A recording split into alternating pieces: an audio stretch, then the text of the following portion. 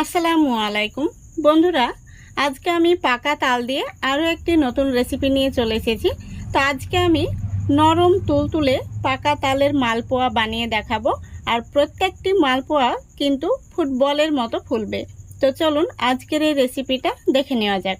এই রেসিপিটা দেখলে আপনারা যে কেউ এইভাবে বানিয়ে নিতে পারবেন, আর বাচ্চা থেকে বড় সবাই খুবই পছন্দ করবে।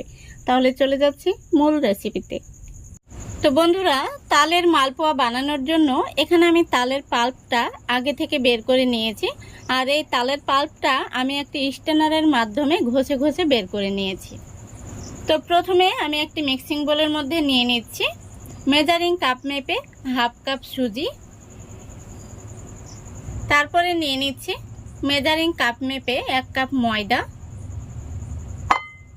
সেই সাথে দিয়ে দিচ্ছি 1 টেবিল চামচ শুকনো চালের গুঁড়ো। এবার দিয়ে দিচ্ছি হাফ কাপ চিনি। চিনিটাকে আমি গুঁড়ো করে নিয়েছি, এতে করে ব্যাটারটা তৈরি করতে খুবই সুবিধা হবে। আপনারা চাইলে গোটা চিনি ব্যবহার করতে পারেন।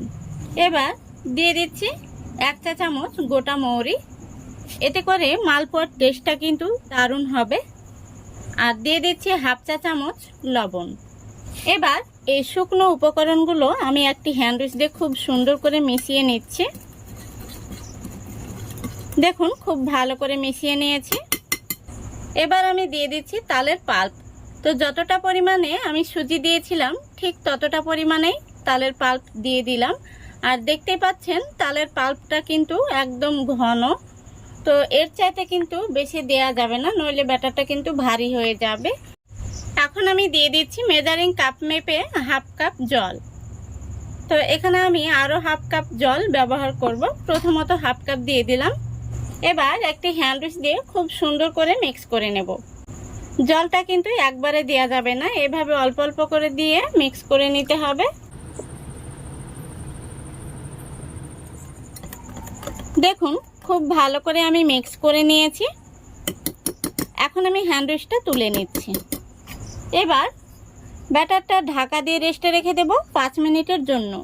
এতে করে সুজিটা খুব ভালোভাবে ভিজে যাবে আর পিঠাগুলো খুব সুন্দর হবে। দেখুন বন্ধুরা, প্রায় 5 মিনিট মতো আমি ব্যাটারটা রেস্টে রেখেছিলাম। আর এখন আমি ব্যাটারটা আপনাদের দেখিয়ে দিচ্ছি। দেখুন সুজিটা খুব সুন্দরভাবে কিন্তু ফুলে উঠেছে। তো এখানে আমার টোটাল 1 কাপ জল ব্যবহার করেছি। এখন আমি পিঠাগুলো তৈরি করে নেব। দেখুন বন্ধুরা, পিঠাগুলো ভাজার জন্য আমি তেলটা আগে থেকে গরম করে নিয়েছি। এখন আমি পিঠার ব্যাটারটা দিয়ে দিলাম।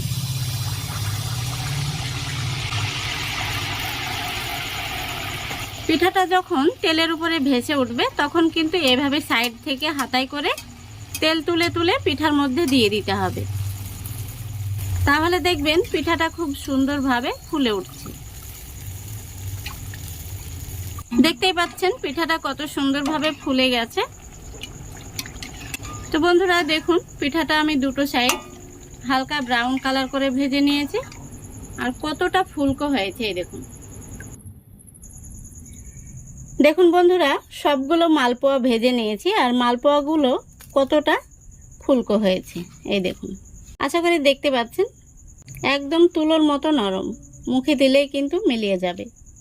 আমার মতো এইভাবে আপনারাও পাকা তাল দিয়ে মালপোয়া বানিয়ে দেখবেন। একবার খেলে বারবার বানাতে ইচ্ছে হবে। প্রত্যেকটি মালপোয়া কিন্তু এরকমই নরম তুলতুলে তৈরি হয়েছে। তো একটি মালপোয়া আমি আপনাদের দেখিয়ে দিচ্ছি ভেতর থেকে কেমন হয়েছে। এই দেখুন, আশা করছি দেখতে পাচ্ছেন কত সুন্দর হয়েছে। প্রত্যেকটি মালপোয়া কিন্তু এরকম নরম তুলতুলে আর ফুলকো হয়েছে। তো আশা করছি আজকের এই রেসিপিটা আপনাদের ভালো লেগেছে। যদি ভালো লেগে থাকে অবশ্যই লাইক কমেন্ট শেয়ার করে দেবেন এবং চ্যানেলটিকে সাবস্ক্রাইব করে আমার পাশে থাকবেন। আজকের মতো এখানেই বিদায় নিচ্ছি। সবাই ভালো থাকবেন, সুস্থ থাকবেন। খোদা হাফেজ।